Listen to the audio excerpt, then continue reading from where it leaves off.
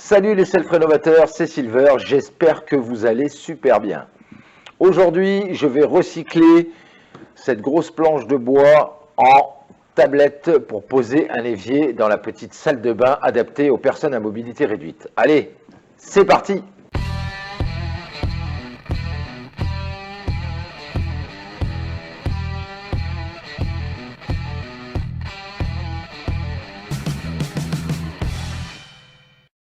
Bon, alors déjà, on commence, il faut enlever cette espèce de petite étagère qu'ils avaient posée en dessous et l'espèce de petit placard que tu vois ici dessous. Il y a toute une rangée de pointes aussi à enlever. On va faire ça vite faf.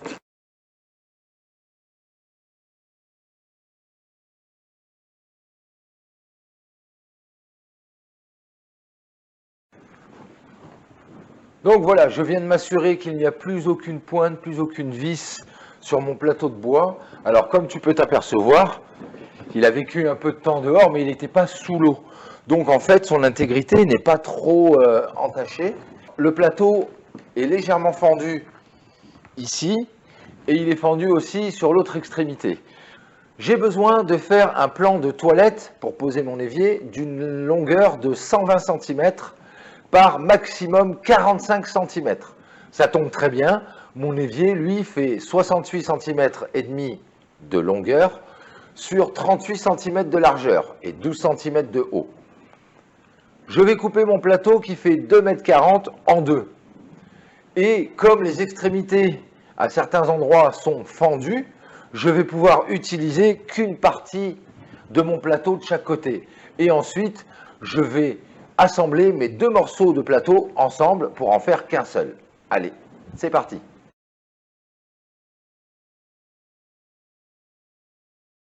Donc, comme je te l'ai dit, ici, il est abîmé et fendu. Et sur l'autre, il est abîmé et fendu ici. Donc, ce que je vais faire, comme j'ai besoin d'un plateau de 45 cm maximum de profondeur, et que mes plateaux, eux, mesurent 31 cm et demi, je vais pouvoir facilement enlever les parties qui ne sont pas bonnes sur chaque plateau pour pouvoir les assembler ensuite ensemble. Donc là, je vais récupérer 20 cm sur ce plateau. Donc comme j'ai besoin de 45, ici je vais prendre que 25 cm. 25 et 20, 45, pile poil.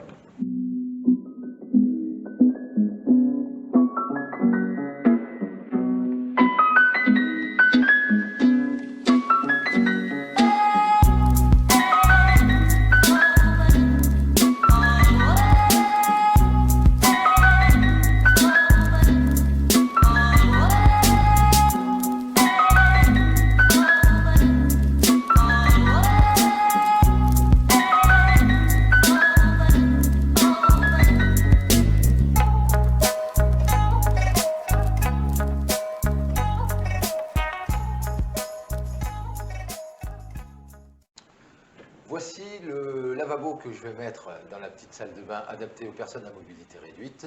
En faisant cette découpe, je gagne 10 cm quasiment. Donc, ça sera plus pratique. Au lieu d'avoir 100, j'aurai 110 de passage. Donc, un fauteuil pourra passer plus aisément. Maintenant, je vais m'occuper de tracer à quel endroit je vais faire l'emplacement de la bonde et puis l'emplacement des tuyaux d'arrivée d'eau.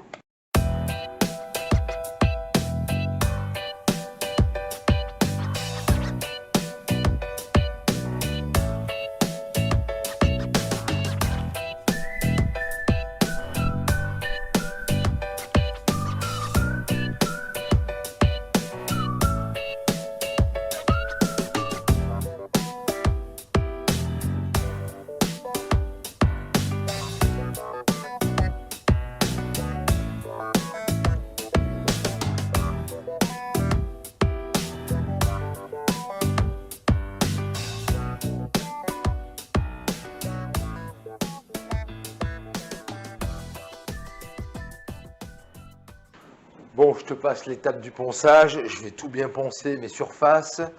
Les tranches, là, les deux, je vais juste passer un léger coup parce que je veux qu'elles soient bien bord à bord quand je vais les assembler. je fais mes tranches, tout partout, tout nickel, et je te retrouve après. Allez, c'est parti. Maintenant, je vais m'occuper de réparer les affres du temps sur le bois, mais on peut voir qu'il n'y a pas beaucoup de dégâts. Il y en a quand même, donc tu vois, comme ici, là ici, voilà, des fentes, des rainures, etc. Et puis là ici, sur cette partie-là, c'est pareil, quelques fentes, voilà, et des trous de pointe ou de vissage. Donc ce que je vais faire, comme j'ai redécoupé mon plateau pour avoir une ouverture beaucoup plus grande, j'en ai profité pour récupérer la sciure de coupe et je vais créer ma propre pâte à bois. Alors tu peux acheter ta pâte à bois, mais il faut toujours emmener un petit morceau de bois de ce que tu es en train d'utiliser pour tomber sur le même ton, la même teinte. Alors là, j'ai pas des tonnes, mais tu vois, je vais prendre de la colle à bois, toute simple, je vais mélanger dans mon petit pot là, ma petite sciure avec la colle à bois, et avec une petite spatule, je vais remplir toutes les aspérités, toutes les rainures, mais avant, il y a une petite chose à faire, et je te montre ça tout de suite. Donc, avant de préparer ma pâte à bois maison, il faut que toutes ces rainures, tous ces petits trous soient propres et dégagés de toute cochonnerie, toute poussière qui resterait du ponçage, parce que j'ai déjà fait un coup de ponçage sur mes plateaux, ils sont beaucoup plus propres qu'ils n'étaient. Mais il va falloir nettoyer toutes ces gorges, toutes ces rainures, toutes ces aspérités. Donc moi, je me sers d'un tournevis plat, voilà. Mais le but du jeu, c'est vraiment de gratter à l'intérieur de tes rainures. Alors, cherche pas à enlever beaucoup de matière, mais surtout, il faut enlever le surplus de cochonnerie. Tu vois, on voit que ça fait des petites poussières. Et ensuite, bah, tu époussettes ou tu souffles dessus. Après, tu peux utiliser une petite pompe à vélo si tu veux pour bien souffler.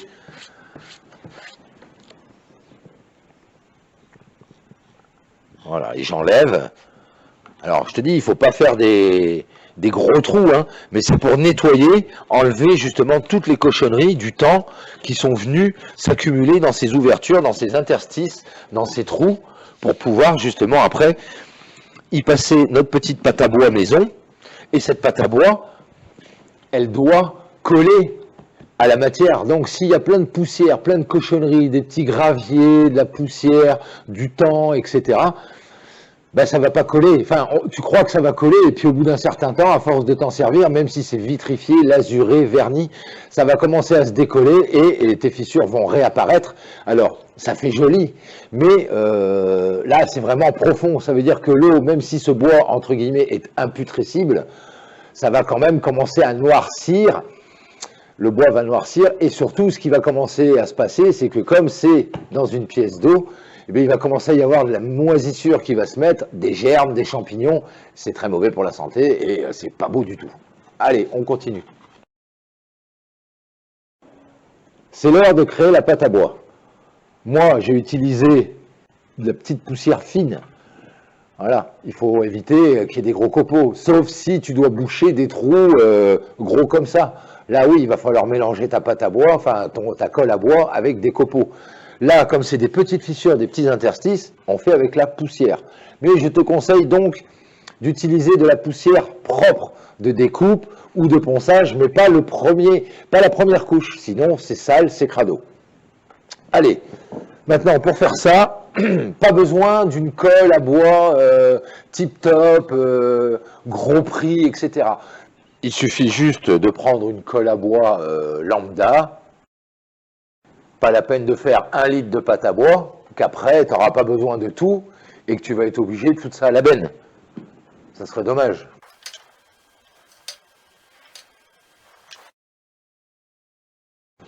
Alors, ce qui est bien avec cette pâte à bois maison, c'est qu'elle est sans solvant. Pas d'alcool, pas de pétrole, pas de choses comme ça. Donc ça, c'est quand même pas mal. Alors, je vais te montrer ce que ça donne. Là, j'en ai pas fait énormément. Mieux vaut en faire plusieurs fois. Voilà ce que ça donne. Ma petite pâte à bois, voilà. Alors, je vais te mettre sur un fond plus foncé, voilà. Tu vois, elle n'est pas trop liquide non plus. Alors, pour l'instant, le but là, c'est vraiment de faire rentrer votre pâte à bois dans vos fissures, dans vos trous, dans vos interstices.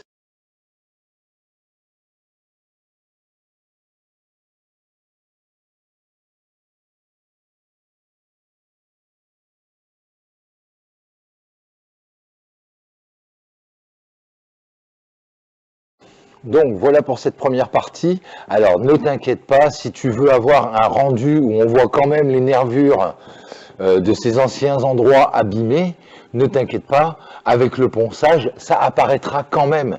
Mais au moins, il n'y aura pas d'eau qui viendra s'infiltrer à l'intérieur après ta vitrification ou après tes différentes couches de vernis. Bon, bah, je t'ai montré le début, je continue à en mettre un peu partout là où j'ai besoin et on se retrouve après pour un rendu une fois sec. Bon, ça y est, la pâte à bois a bien séché, je t'emmène voir ça.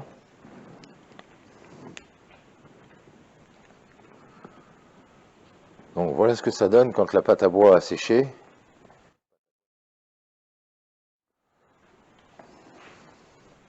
Alors c'est un peu plus brun, un peu plus foncé.